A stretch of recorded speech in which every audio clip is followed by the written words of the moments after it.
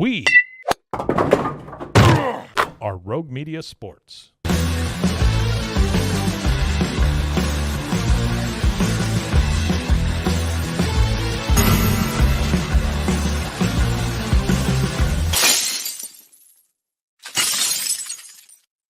We are Rogue Media Sports. This is the Cam Show on Rogue Media Sports Network. Zach Burke behind the glass, keeping us on the air. I'm Cam Stewart. We're going to start with, well, first off, I should say we're efforting for the second day in a row to get a very special guest. And if we get denied by my own father twice, I think we need to reconsider what this show even is, Zach. Okay, I think we need to reconsider what kind of caliber of guests we are able to go for. So that is, we're efforting that. We are efforting that. He is efforting that. He's going to try. Do you think we'll get big time by your dad 2 days in a row? It could happen. It could happen. I was worried about him figuring out the technology end of this. He's a guy who has wanted to do podcasting in some respects in his work circles. So he needs to kind of learn how this works. Yeah. We gave him a StreamYard link. He might be listening right now. I have no idea. He's not in the room, so. Well, maybe he's just watching on YouTube. Maybe. He could be doing that. That could be something. We're hoping to have him on in about 15, 20 minutes. So he is on the road today. He is fitting us in some of his work travel. So I am appreciative that he is able to do that. I said, hey man, if it's too much, you don't have to. We can do some other subjects some other time, because like Pete Rose is not like his number one subject, but I just think it's interesting that he was a senior in high school during that 75 World Series. This is an excuse to talk about the 75 World Series. And I'm interested in his take. We don't talk a lot of Pete Rose. We talk a lot of other crap. We talk a lot of baseball Hall of Fame, a lot of other baseball stuff. We don't talk a lot of Pete Rose. So I am intrigued to hear what he has to say about that. But before we get there, I need to give you the rundown of what Patriots news is going to push you to the edge of the building today. Okay, because it's something every day. And it gets bad to worse. Like this situation the Patriots have been in, you've watched it the first couple of weeks, the first 4 weeks of the year. Like that is as bad as it's been for the Patriots in 3 decades. And how could this get any worse? Well, the only dependable offensive lineman that you have, the captain of your team, the one who's been on 2 Super Bowl teams, yeah, he's out for the season. David Andrews, going to have shoulder surgery. That's the report, is that he is out for the year. And at 32 years old at center, you don't know how many years there are left in the NFL career of David Andrews. And that really sucks. That really sucks. As bad as the offensive line has been, you saw how much worse it got after the first drive against San Francisco without David Andrews in there. They tried a couple guys at center in the preseason, James Leverett most notably, and he was awful in that Washington game to end the preseason. He had like 3 botched snaps. And I'm like, good Lord, thank God we don't have to put anyone else but David Andrews out there at center. And now you have to put someone other than David Andrews out there at center. And boy, does that stink. But coming up, and I do want to take more of a look at this tomorrow and Friday, but on the other side of the matchup this week, the Dolphins have said Snoop Huntley, that's their guy. He's starting again this week for Miami against the Patriots. And what we have shaping up, Zach, is one of the most intriguing matchups I've ever seen in an NFL game. These are 2 fundamentally disabled teams going up against each other. And I know for Miami, that might be a little harsh, because outside of the quarterback, there's still a very solid team and a good roster. But I don't know if you know this, quarterback's kind of important in today's NFL. And if you watched anything on Monday night in that Tennessee-Miami game, you'll understand why. Because Tennessee is right there with New England and Carolina as one of the worst teams in football. They beat the Dolphins. Yeah, they did. Snoop Huntley is at quarterback for the Dolphins. Again this week, too. That versus whatever the Patriots roll out is going to be hilarious. Like, this is what Herb Brooks, the late great Herb Brooks, would call 2 monkeys trying to hump a football. I mean, this is going to be the short bus Super Bowl this week between the Dolphins and the Patriots. I am so fascinated by this, because most weeks the Patriots are playing San Francisco or the Jets. It just sucks. It's just painful. These teams are so much better than the Patriots, and it's whatever. But what we have this week is like one of our favorite pastimes. Zach, if you, Mike, and I had to be stuck in a room the whole day and they said, okay, you guys can do anything, you just need to get along, what do you think we would do? We would probably sit around and talk, and then eventually at some point in time watch bad movies. We would watch bad movies. Yeah. If they said, okay, Cam, Zach, Mike, you're stuck in a room all day. You just have to be nice to each other, and you have to watch one NFL football game that's on the schedule this year. This is it. This is our Mystery Science Theater 3000 football game? Exactly. Maybe that's a more PC way to put it. This is the Mystery Science Theater 3000 NFL game of the year. It's the shittiest fun movie you've ever watched, playing out on a field of gridiron, 53 yards wide and 100 yards long. It's going to be terrible. Just terrible. In a morbid curiosity kind of way. How many times is Scott Hansen even going to check in on this game? What's the over under, like 4 times maybe? It's supposed to be called Red Zone. How many teams are going to be in the Red Zone? This is I'm interested to see if they can track this for those like me who have Sunday Ticket. And when it's not the Patriots, I'm just watching Red Zone. But I might, like, if I'm someone else who's just a morbidly curious fan of like the Cowboys who play at night on Sunday, do you just tune into this game? Do you just watch how bad this can get?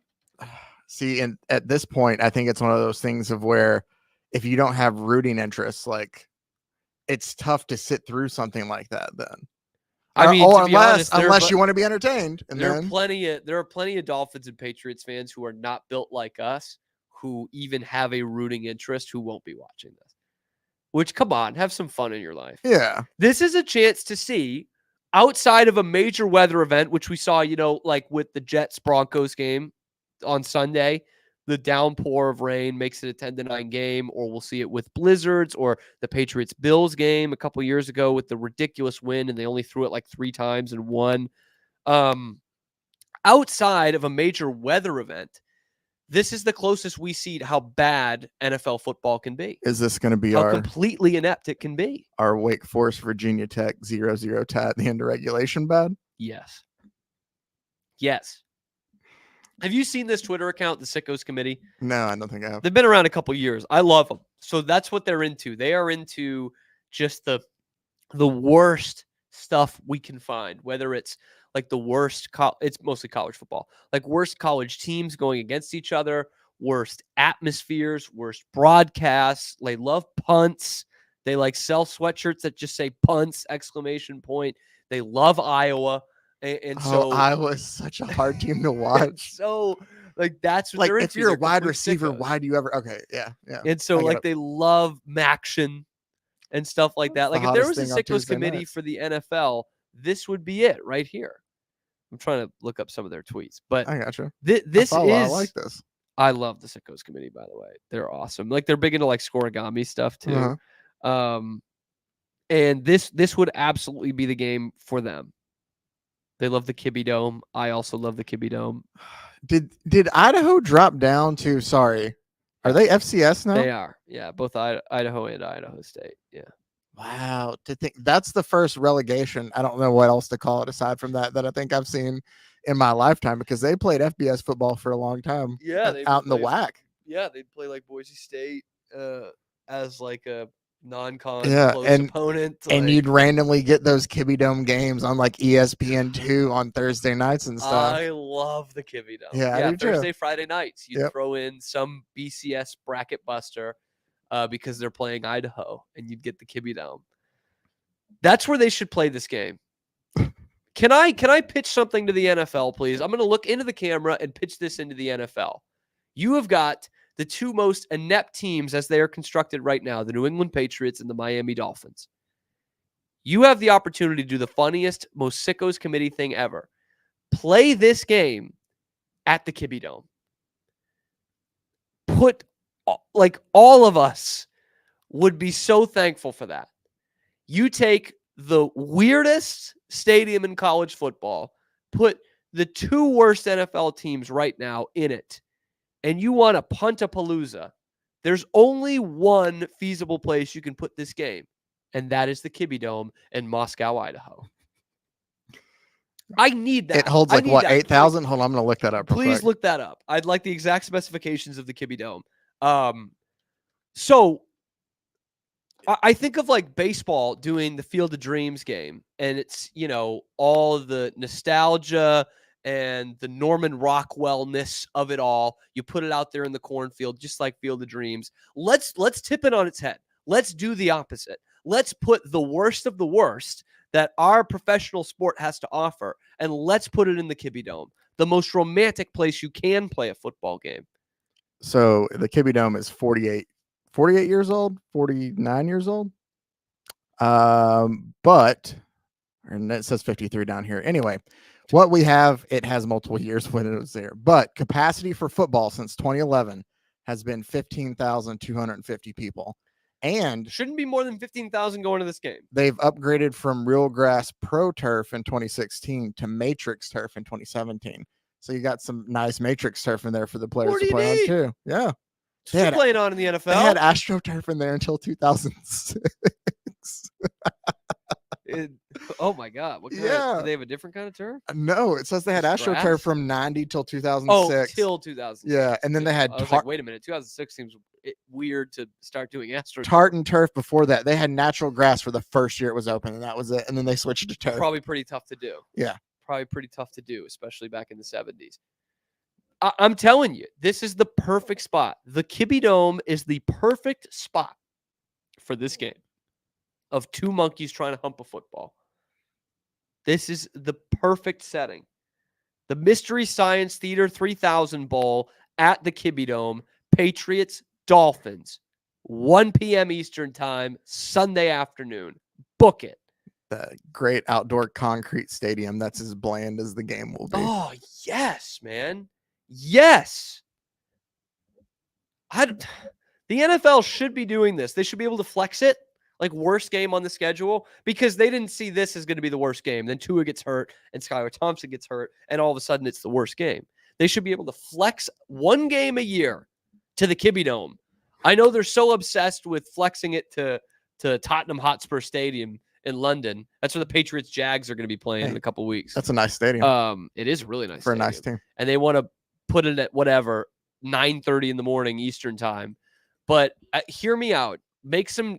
How about this, NFL? If you're supposed to be America's game, make some jobs here in the good old heartland of the USA and put it at the Kibbe Dome.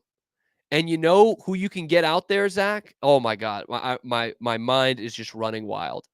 If you played this thing in Idaho, you get the two most famous residents of Idaho out there flipping the coin. Okay? I'm talking Napoleon Dynamite and Sydney Sweeney. Is she Idaho's finest. Yeah. One of the greatest women to ever live is from the state of Idaho. We put her out there, wearing something tight, flipping the coin for Patriots Dolphins at the Kibbe Dome.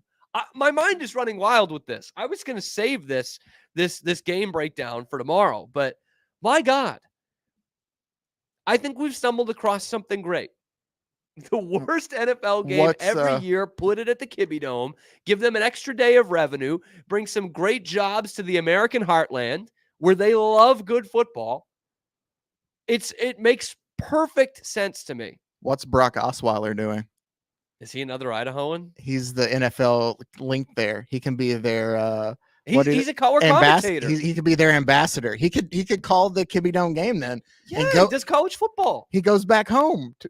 He's is he like the only guy from Idaho. No, there's a whole list. From Idaho. Cody Pickett was from Idaho. Give me some famous Idaho all right, NFL players, and I'll look up famous Idaho celebrities. By the way, Luke Ridnour was from Idaho. Okay, these are people. It's in alphabetical order is how they do this, so it kind of sucks. Brandon Blair was an NFL defensive end from there. NFL. Yeah, there's not AJ Feely, Hey, okay. Okay. See, what I get what Jordan happens Gross, here, offensive tackle. what happens here is they do people like born in Idaho, which doesn't necessarily mean they're from Idaho, like they weren't raised there. That's true, and you kind of have to like click on them. But the thing is, over here it has Jared like Kramer, Packers great. He's from Idaho. Oh, Merrill Hodge, Merrill Hodge definitely feels like he's from Idaho. because he went to Idaho State, so he's Yeah, there that from makes sense. yeah. That Oh, makes Merrill sense. Hodge does seem very Idaho. Like, why can't I get just like the 10 most famous people from Idaho? Did you Here are find it? people that live in Idaho. See, That's not the thing necessarily too. the Yeah. same. Um, You know, that's like saying Henry Winkler is from Montana. No, he just lives there. Okay. I'm getting this from Reddit, which seems like the best we can do. yeah. Harmon Killebrew, is that true? Is Harmon Killebrew from Idaho? I have. That would be like the best baseball player from there easily. for sure. Oh, yeah, he shows up on here from Payette. Maybe I Yeah. butchered that. Says Sarah Palin was born there. Obviously made her bones somewhere else. Bruce Willis? Yeah, see, I didn't trust that list. I thought that might be this is people what who I'm. live This there. is yeah. Now, I will say though that again, a lot of quarterbacks out of Idaho. Jake the Snake Plummer. Now he went to That's an Arizona State. thing because Brock Osweiler We did too. Yeah, but no. He, all right, I'm gonna go off this list, and I'm just gonna roll with it, come what may. Lana Turner, Aaron Paul, Okay. Sacagawea. Ever heard of her? Yeah, I don't know if she'll be able to attend. I don't know game. if she knows she's from Idaho. It probably was not a thing. No. Taysom Hill, another quarterback. That makes sense. BYU, a lot of Mormons out there in Idaho, a lot of them. In fact, that's got to be the most outside of Utah, or at least concentrated. Harmon Killebrew, there we go. Lillian Disney, wife of Walt Disney. Didn't see that coming. Leighton Vander Esch, Mark Felt, FBI guy from the Watergate scandal. Nice. We're going way down. Jake Plummer looks like Tony Hawk with long hair. Ever notice that?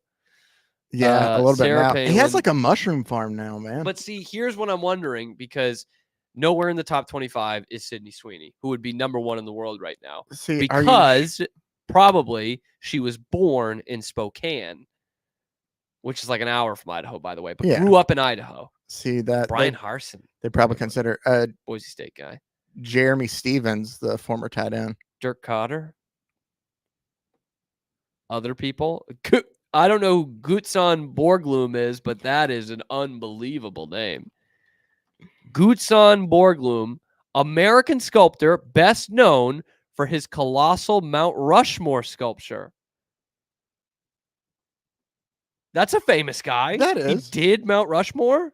Yeah. Well, is he the guy who also wanted there to be like he is 37th on the list. Isn't he also the guy that wanted there to be a safe in Mount Rushmore where we kept like the Declaration of Independence and stuff though too? Yeah, probably. Like that's what his Merrill whole Hodge idea is 2 was at people first. behind him. Oh, damn, poor Merrill. This list goes past 50. Shea McClellan, former Patriot. There you go. AJ Feely's 51. Like, how much of an honor is it to be Howard Hunter, lawyer, 57th most famous person? This from one Idaho. says Peekaboo Street. Yes. Jordan Gross. Jordan Gross is a better player than Howard Hunter was a lawyer. Leighton Vander Esch. Yeah. He played like 8-man football or whatever they do out there. But Sydney Sweeney's still number 1. Sydney Sweeney, Napoleon Dynamite. Get them out there. Maybe a little side trip to Preston, Idaho, where Napoleon Dynamite is based. Coeur d'Alene, lovely this time of year, but get them down to Moscow. You want to play games in international cities. You've done London, you've done Berlin, you've done Munich, you've done Sao Paulo, you've done Mexico City. Now it's time for Moscow, Idaho. Patriots, Dolphins, Kibbe Dome. Book it. We're hoping to book a guest for the next segment. And I do have an audible if we need to go to it. But we're hoping to get the great Bill Stewart on the next segment. And we might need to take a little extra long break. We'll see. That's coming up next, hopefully, on the Cam Show, powered by Rogue Media Sports Network.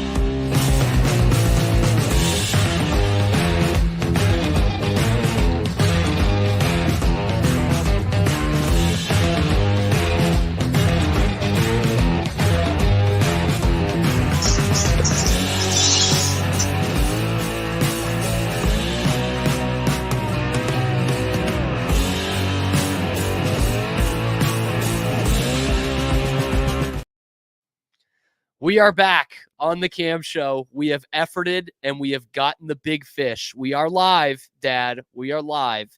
Can you hear me okay? Unlikely. Unlikely that he can hear me.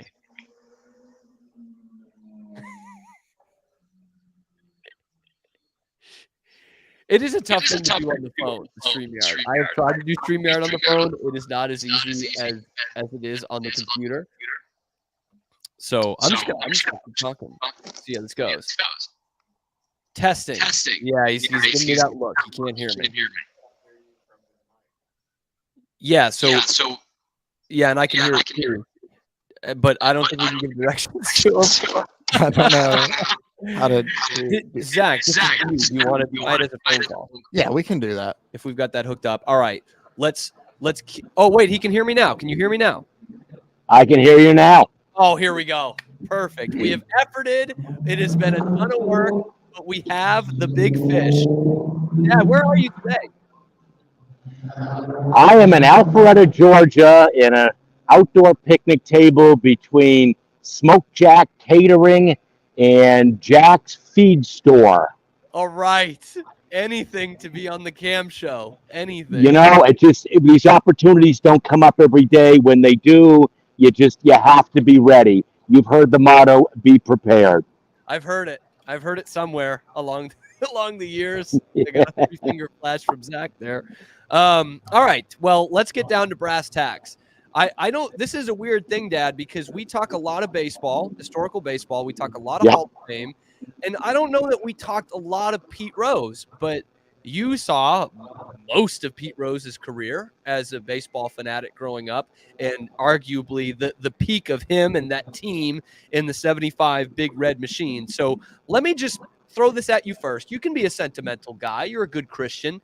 When you heard that Pete Rose had passed the other day, what was your initial thought, your reaction? You know, too bad. You know, another icon of my youth gone, and it just makes me feel that much older. Well, yeah, I'm sure it does. It makes me feel old too. You know, didn't create that. Oh my God! Thank God the guy who helped beat us in the '75 World Series is dead, or oh my God, how's baseball going to recover from this? It was another news story. Yeah.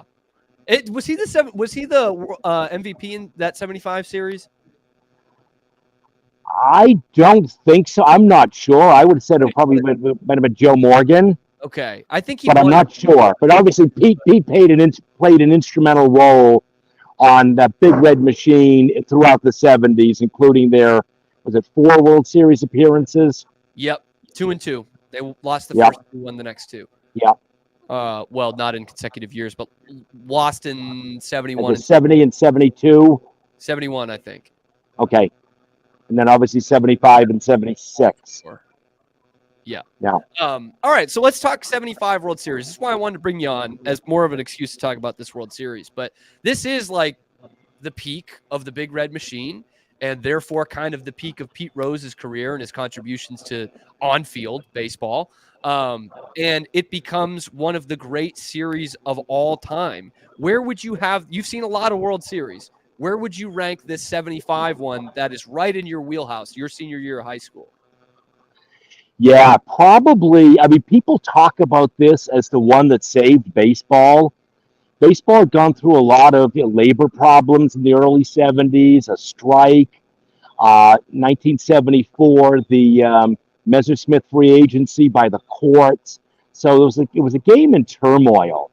And that series really brought back a lot of fans. Obviously, it was the Big Red Machine at its peak.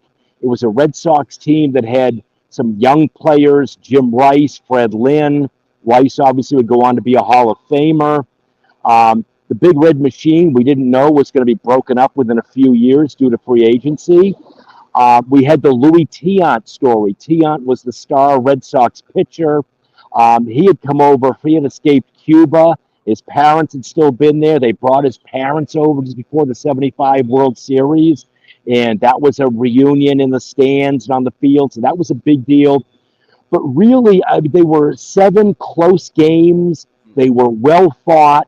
the drama of Game 6 and Fisk's homer in the 12th inning, the 7th game going down to a winning run in I think it was the 8th inning, ended up being a 4-3 game. Just a lot of excitement, and that really pulled a lot of fans back into baseball. And it does lead into like one of the most fruitful periods in baseball in the late 70s. Like TV ratings explode. It's still like the highest viewed World Series, those like 78, 79, 80 World Series matchups. But in terms of the matchup too, Dad, it's got to be one of the best ever. Like Big Red Machine, synonymous, so many Hall of Famers there, a great crop of Red Sox talent. You looked at a few with Tiant and Lynn and Rice, but you also have Carl Yastrzemski still on that team in a pivotal role, making the last out in Game 7, but whatever.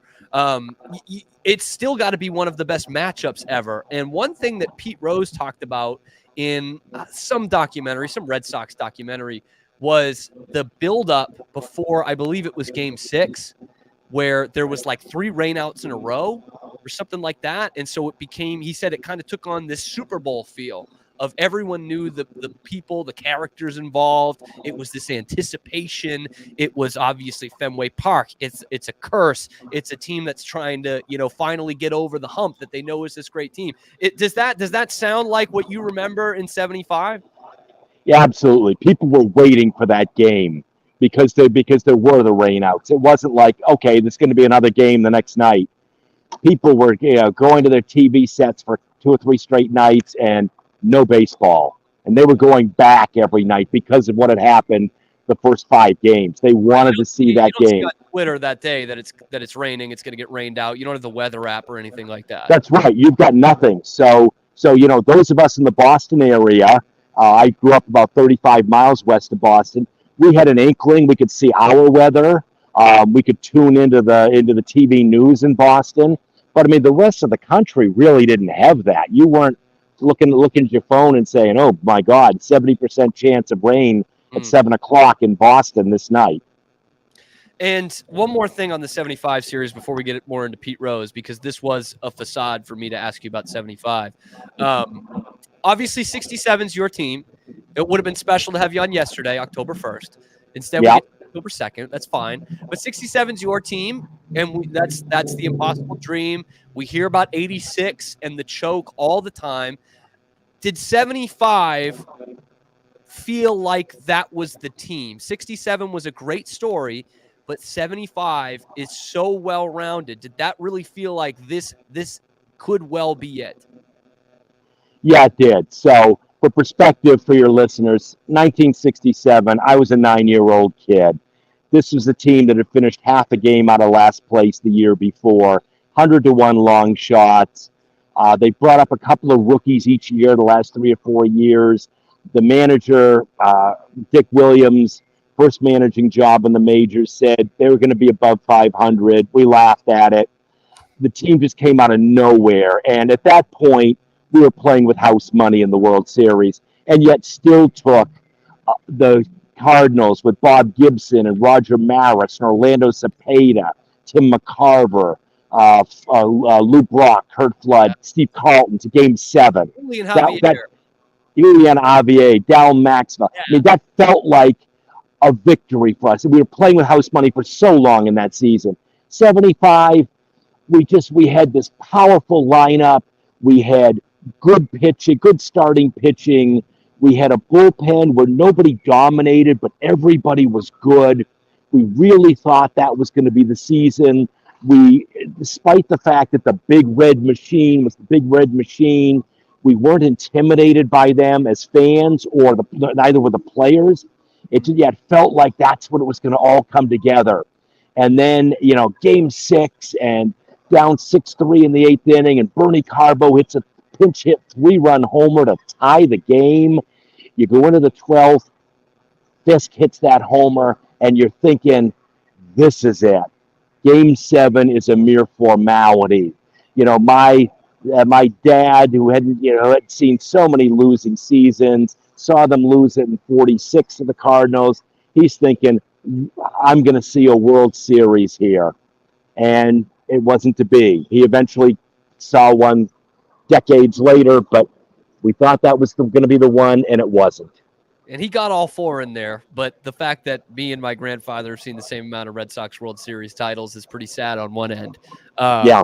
But yeah, I mean, and it turns out to be obviously one of the great World Series ever. It feels like only one team in pro sports at the time could lose a Game 7 after that Game 6, and it just so happened that the Red Sox were hosting Game 7. You're Boston Red Sox. Yeah. And I think about that, like in '86, you must have been like, I mean, Game 6 is one of the most crushing losses, if not the most crushing loss in the history of the franchise. But I wonder if there's the eternal optimist in the Red Sox fans' mind thinking like, well, the Reds bounced back from it 75, and it wasn't to be. But let's talk about Pete Rose, because you saw most of Pete Rose's career. Now, he was in the National League. It was tougher to watch. You probably got a lot of it from Mel Allen on Twib, but you got to see basically his whole career. He's a lightning rod, this divisive figure. Like, was he the most hated man in baseball around that time? And if so, why was he? Well, it depends. Are you a Reds or Phillies fan, or are you a fan of anybody else? I mean, he's a lot like, and you know these names as a Boston fan. I don't know the Texas equivalents. Marcus Smart, Rodney Harrison, Brad Marchand. They're the guys you love when they're on your team, and you hate them when they're your opponent. Pete was that kind of guy. He was a prickly personality. Obviously, he played the game hard. Some would say too hard, going back to the 1970 All-Star game and wrecking catcher Ray Fosse's career. That's great. I mean, that's the way he played, and that was his game, and it offended a lot of people. It offended a lot of purists. He clearly was not a gentleman in what was considered a gentleman's sport. He went for broke, and that's what made Pete Rose great. He was by no means the most talented player in the league. He worked hard, and that was his key. He worked hard, he played hard, he never stopped hustling. That's what made Pete Rose what he was, and you either loved it or you hated it. And towards the end of his career, he's chasing the all-time hits record, which is still, of course, one of the most relevant records in baseball history. You've seen a lot of baseball history, but I think you're in the boat of most people that was like, nobody had ever seen this. They talk about this in the documentary. Like, nobody had ever seen this record broken on TV. It was Ty Cobb's record from 6 years before. Do you remember when that happened and how that chase was going? And that was 85? Yeah, I just remember, the countdown every week on Twib, every Red Sox game I'm listening to, you hear, Rose is got 2 hits tonight. He's 10 from the record. So it was a big deal in baseball. And as you say, it's one of those longevity records. I mean, I'm not sure we thought that 61 homers was ever going to be broken. Obviously, it was many times since then. But that's a good season, or that's a good stretch in the prime of someone's career. This is an endurance record. I mean, people thought that Cobb's record, Cy Young's win total, things like that would never be challenged. Young's obviously won't be. Here's one that, I mean, it's so unfathomable that 200 hits puts you in elite company, and you've got to do that for 21 plus seasons.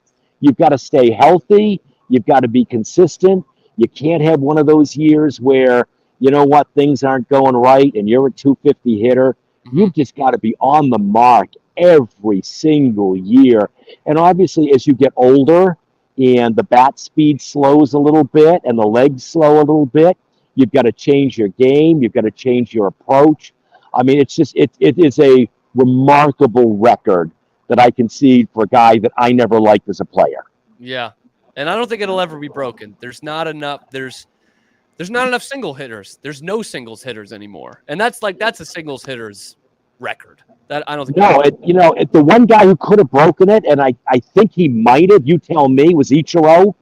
Yeah, I knew you were between Japan and the U.S. I mean, Ichiro had 3,000 hits, and he came over here at age 28? But it's that kind of career. You've got to be a slight guy who's got the right body, who starts at age 21 or 22 and keeps doing it for 23, 24 years. There aren't many of those guys, particularly today where the home run is so revered that those kind of guys pump up, put on 30 pounds of upper body mass, and try to hit 500 homers. Yeah, that's the main reason why this kind of TTO age that we're in. I don't know that it will happen again. And so shortly after he sets the record and he becomes the Reds' full-time manager, not just a player manager, he gets caught up in this. And it was Giosa. Is that the guy's name, Pete? Giosa?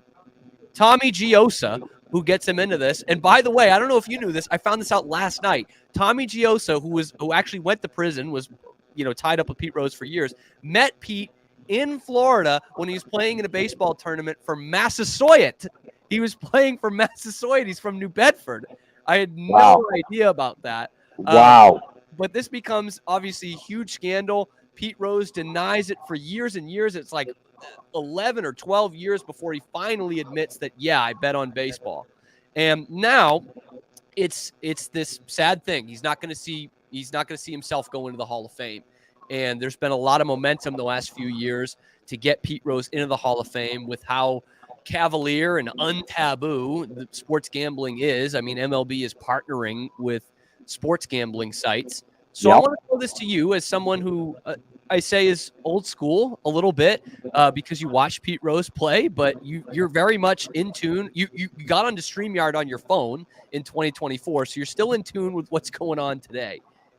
Would you, as commissioner of baseball, put Pete Rose in the Hall of Fame or allow him to be eligible for the Hall of Fame? Oh, boy. Oh, yeah. Put you on the spot here.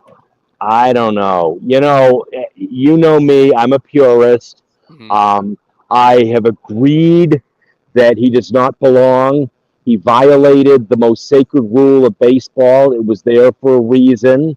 We know that from the 1919 World Series. Mm-hmm. He broke it. He knew he was breaking it. I think he forfeited his right to be in the Hall of Fame. But, every year we see the steroid guys getting more votes. I mean, the longer the stuff is in the rearview mirror and the more you've got a new generation of people doing the voting, the more forgiving they are. I'm not sure that I'm that forgiving. If Pete Rose did get into the Hall of Fame, I wouldn't be, pounding my shoe the way Khrushchev did at the UN. Yeah. But by the same token, if he's not in, I'm perfectly comfortable with that. He knew the rules. Yeah, I don't think we're losing any sleep if he doesn't.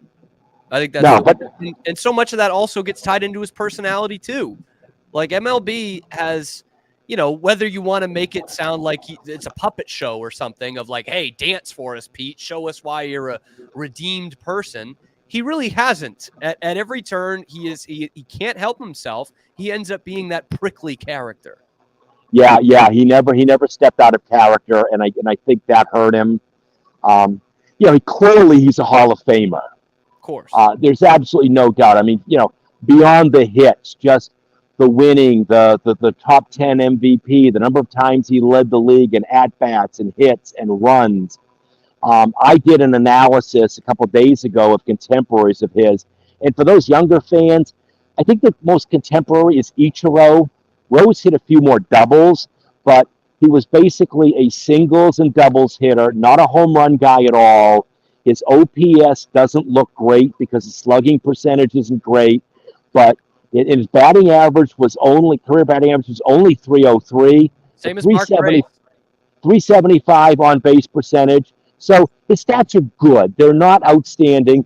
But again, he's like a Carl Yastrzemski where longevity is the key to your making these goals. Yaz was a great player of my era, played 23 years, had 460 homers. Do the math, that's 20 homers a year. Yeah. That's not exactly Hall of Fame material, but when you're averaging 20 homers a year for 23 years versus 17, that makes a big difference in your stats. So Pete, clearly the longevity helped him, the hit record because longevity helped him, but he was a damn good baseball player. And if he retired at age 37, he's still a Hall of Famer. He's got 3,000 plus hits. Yeah. He's a leader on a bunch of teams. Even if he never tested free agency, gone to Philadelphia, broken the hearts of Cincinnati fans, he's still a Hall of Famer. And one thing we have talked about with this, we got to wrap it up here in a sec, but one thing we did talk about this is like, and I talked about it with Pete the other day, it's like the gambling thing, like he was the manager of the team. Like there's no one who has more control than the manager. Maybe the That's right. You know what I mean? And look at what we did with Tim Donaghy, as we should have. He's out of basketball and will never be part of basketball again. Like that's and what's funny about it, you talked about it a little bit in there too, is like there was a precedent in baseball.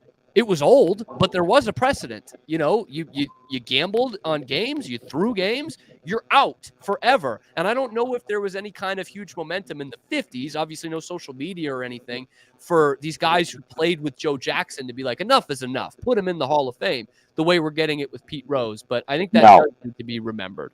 There never was, and there still never is with Shula. It still isn't with Shula's Joe. So I don't know why Pete should be the exception. One point I want to bring up quickly is Pete Rose signed with the Philadelphia Phillies in 1980 as a free agent. He signed a huge contract, 4 years, $3.2 million total, Richest $800,000 a year, to give you an idea of the era. But what's interesting about that is everybody agreed that what Cincinnati was offering him, about $600,000 a year, was what he was worth.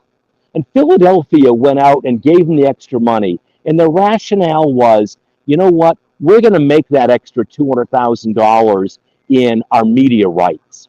And for fans of that era, that was the first time we begun to understand the power of media rights. Right. Cincinnati wouldn't have that bump because they already had Pete.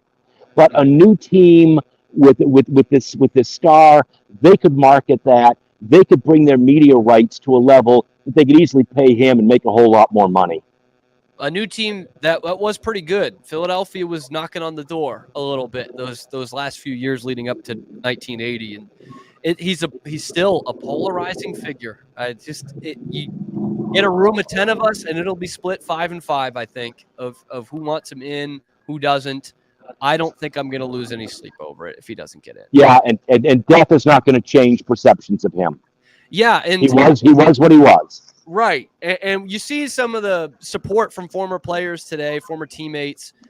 There's certainly, I don't know that there's going to be any more or less player support the next couple years over what he's had the last few years. I mean, maybe Johnny Bench changes his tune a little bit, but other than that, he's gotten plenty of player support. So I don't know that it happens anytime soon, and he will certainly be in the top 6 or 7 guys that aren't in the Hall of Fame. Let's say that. I don't know that he's near number 1, but and his problem is that his big supporters are his old teammates.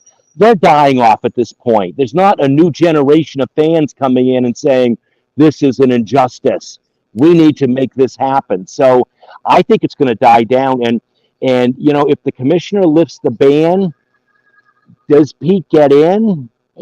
Probably based on his stats, but I don't think it's a sure thing that next year, the first year after the ban's lifted, people are going to suddenly 98% of the voters are going to put Pete Rose in. There's still going to be some, like the old guys with the steroids, they're going to say, I don't care, not on my watch. We get the old guys without the steroids. That's my dad, Wilt Chamberlain Stewart. He goes by Bill instead. Dad, thanks for taking the time and joining us. We're going to find some Super 70s subjects at some point, bring you back on. Anytime. All right. Thanks. Enjoyed being part of the Cam Show. Appreciate it. 2 Stewarts coming at you. We've got Pete there you go. Coming on the show next. All right.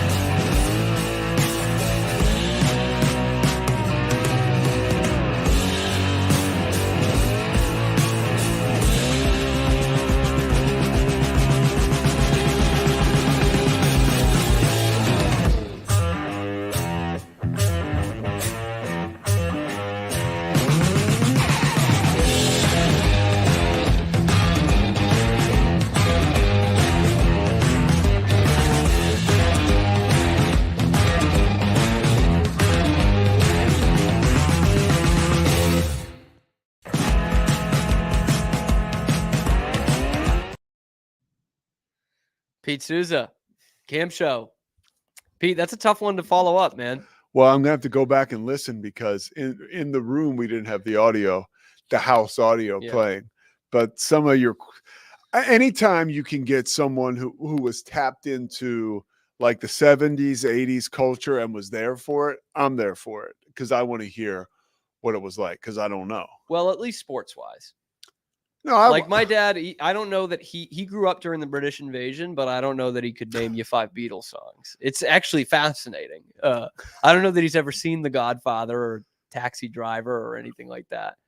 So, but baseball at that time. Definitely. My mother says that The Godfather, I think I've said this before, was so popular that she couldn't put the book down and would actually go to the shower and find a way to read it that's how good it was. I've never read the book. I've heard the book is also obviously fantastic. But she said dinner parties were like almost like all they would talk about is who's going to play what character in the movie. Yeah. That would have been hilarious because Pacino was like completely unknown. He was like a theater guy. A theater. Like he had not done Dog Day Afternoon. He had not done. No, I guess he was. Yeah. He hadn't done. What was the other one that I didn't like? Serpico. I didn't really like that movie. Serpico's a great movie. It's pretty. It's a little too holier than thou for me, especially after he plays Michael Corleone. He was not that, in some ways. But people have been the reviews are coming in. People have called this a top 5 moment in media history. That interview. What the hell am I doing here then? I don't know. I don't know. This should Look, just be a reaction. Look, segment. someone had to replace Tom Brady. Someone had to be point guard for the Bulls in '99. They're both of those players have been shipped out and put on the scrap heap. Someone had to replace Jordan's spot for the Wizards. It's a tough shoes to fill. But I knew that was going to be kind of right in his wheelhouse. I was surprised. We haven't. What was the I don't know most why we just surprising don't talk thing about he told you? What was the most surprising thing he told me? And that I don't know that I was really surprised by anything. I guess that kind of context of 75, which is exactly what I was looking for. Yeah. But, he talked about that baseball wasn't in a great spot then. It's not, we know that about the mid to late 90s when the steroid era kicks in, because that's right after the 94 cancellation of the World Series and all that. But I did like that he brought that in. The beginning of the 70s was a weird time because it was still America's pastime. It was still the number 1 game. But free agency is now coming in, and like that's a humongous deal. It's the first sport to do it. Like what you think old heads think about NIL and college football right now, times that by 1,000, and that's what everyone was thinking about free agency. Yeah, and there was labor disputes, and that's a great point. And we talked actually the most fascinating thing I'll get to in a second, but like that context is important because then the late 70s baseball is huge again.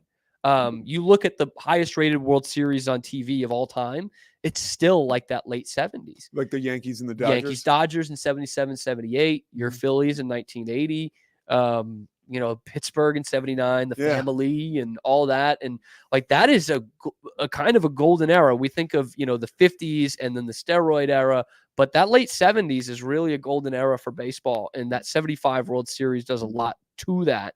And it's still one of the best World Series ever played. But I know you didn't catch this because it wasn't house audio, but he talks about Pete Rose's move to the Phillies. And he broke it down perfectly. Richest contract ever, 4 years, $3.2 million total, $800K a year. And he had said, at the time around baseball, because it's a big story, he was following it. The alleged rumor was that Cincinnati was offering about $600,000 a year, which was probably about what he was worth as one of the best players in the league back then. And he said the Phillies did something no one had ever done before. They coughed up the extra $200K a year, knowing that they would make it back on media rights and having Pete Rose on their team. And he was like, you gotta remember, that had never entered the lexicon. Yeah. Never. The same way free agency hadn't ever few years before. No one even thought about that. And that's when franchises started to gain value. I think around that time, they were all mom and pops. The Mariners were bought for, I couldn't even, $10 million or something that was an astronomical amount of money for the time. You And know? think about that. 15 years later, one of the worst franchises in the NFL, the Patriots, were bought for about 140 million. Yeah. Like unthinkable. Maybe it And- was 20 million, but you get my point. right. The- right. the- But the still, Mariners, like that's yeah. a massive, Yeah. that's a massive difference. And everything back then was like, again, mom and pop family businesses that owned these teams. That's Yeah. why it's incredible, those ones that have survived, the Maras and the Rooneys, not necessarily the Joneses, but although they run it like a family. The Bus family. I mean, Yeah. Jerry bought the team in 78 or so. Yeah. So it was a different time. And the fact that Pete Rose, who, you know, while he was a very divisive player, you wouldn't necessarily would think the most marketable player in baseball at the time is the one who ushers in teams paying a little bit extra for media rights. You know, you'd think probably Reggie Jackson or someone, but no, Pete Rose. And that was something I didn't know about really, was that Pete Rose is the big reason why media rights get into the lexicon of American sports. That was fascinating to me. But The whole topic is fascinating. It was cool to hear you react to your father talking about stuff. dude, too. this is like a phone call with my dad. It's that, but like for 2 hours. We had a phone call the other day that was about a half hour because it was supposed to be a quick one. I just had some questions about a car, and it was like I could count on one hand how many phone calls I've had with my dad that we didn't talk about the Boston Red Sox. Really? Literally, yeah. And what did you? And that I guess that was one of them. Right? Oh, we did talk. Well, about I the could Red Sox, tell that was 75, one of but your like the signature current Red lines. Sox. I could tell it was one of your signature lines when you said, "Yeah, well, it's kind of a shame me and my grandfather can count the same amount ones of." that we I was saw like, the "Oh same boy." amount. And that is something that I don't know. My dad, when you talk to him and meet him, you wouldn't think of as like a man's man necessarily. Not a wussy boy, but not like a Pete Rose, you know, man's man, chews tobacco, spits it, you know. You mean like a piece of shit? Yeah, kind of. You wouldn't think that way about my dad or my grandfather, but one of like the very masculine things they do is they never shed on any light on how much the Red Sox hurt them for years and years. The way that I do on this show with other teams, like on a weekly basis. Yeah. But like he kind of mentioned it a little bit in there, which I hadn't heard very passingly, but my grandfather would have been 45 in 75. And he had seen them lose a couple of times. He had seen Ted Williams play, all this, that, and the other. And that this was finally going to be the one. This is the one that they have a good enough team to do it. And I hadn't heard that before. 75, 86, same thing. Mets were great, but so were the Red Sox. It was a really good team. And so you never kind of got a peek into that. And you got a little bit of it in there. Again, I found it fascinating because my dad was a senior in high school. Think of how impressionable you are with your team, senior in high school. Do you know that you're ready for the next step? I didn't have a World Series my senior year. The Phillies had gone to the World Series and lost to to Toronto. No, they didn't. To Toronto. And so in 94, in that's 93, fall of 94 was and your then the senior fall year. of 94, the I guess it was, now we're in the winter of 95. The season was canceled. Yeah. Yeah. Well, the Red Sox finished in last place my senior year, so Well, the it's Patriots funny. won the Super Bowl. It's though. funny you mentioned. It's funny you. I did okay. It's funny you mentioned the Expos though. They were in first place that year. Yeah. Pete Rose's Expos. He did play for the Expos, I think, one season. Oh I'm yeah, he almost did. done with that documentary. Yeah. But something that you brought up that's also prevalent very much in this documentary, which you definitely heard me talking about with my dad, was like, it's what I say about the vending machines on 16. They don't do themselves any favors. They bring this stuff upon themselves. Like, I know it's a little weird that it was kind of a puppet show. Like, hey, MLB saying, hey, Pete Rose in your 70s, dance for me. Yeah. Show that you're a good person. But when you're not a good person for so long and you cheat the game, then, that kind of comes to you. And he just couldn't ever get out of his own way. I'm so interested that to Phillies see. reunion thing, when he Yeah. calls the reporter Yeah. babe, and you see. Oh yeah, in that they showed. documentary- I talked about it yesterday. You saw it, right? and you see like her coming up to him, like with someone from the press, I guess, with the Phillies, and he never says like sorry. Yeah. He says it right at the end, sorry, and she's already walking away. Like, just say, you know what? I apologize. But Cam, that's something I say all the time, but I get it. I apologize. Here's the thing. And that same day, he like flips out at a reporter who asks about it, and he's like, "That was 55 years ago. Who even cares?" was about 40 years ago. Pete Rose math. Well, You weren't even born. Why you can't ask that question? I'm like, you're such an asshole. But there's man. two things too. He was apparently like the best guy to ever approach in public. Total man of the people. Like if you're a he'll fan, shuck and jive with you. if you're a fan. But he would apparently remember your name and stuff too. Yeah. Zach, I know we got to go, but one last thing, and this important. This is the ultimate conundrum with Pete Rose, like the asshole that made him so like it was beyond reproach watching that interview when I was like with that woman you mentioned the documentary. Yeah, it's awkward. But then that's what made him so incredible as a ball player. So it's like it is what it is, dude. We want these guys to flip a switch when they leave the arena, and it just doesn't. It's not that simple. Yep. Yeah, and it just becomes a problem when you then get into trouble. Yeah. And we want to see, the great man you can be, and there's a good person in there, but it's not going to be front facing like it would be with a lot of other people. No. You know what I mean by that? Like, I don't think Pete Rose is like a really evil person. No. But he made bad choices and didn't take responsibility a lot of the time, and that's why you don't get everything. What on my show we'll be discussing today is Vince McMahon just totally evil. Okay. I'm looking forward to that. I don't know much about it. I don't think we'll talk about Pete Rose tomorrow. We've got 2 good days out of Pete Rose. We have landed a great guest. That's going to do it for Pete on the Cam Show. You can get him at 1:00. I'll be on there probably at some point too.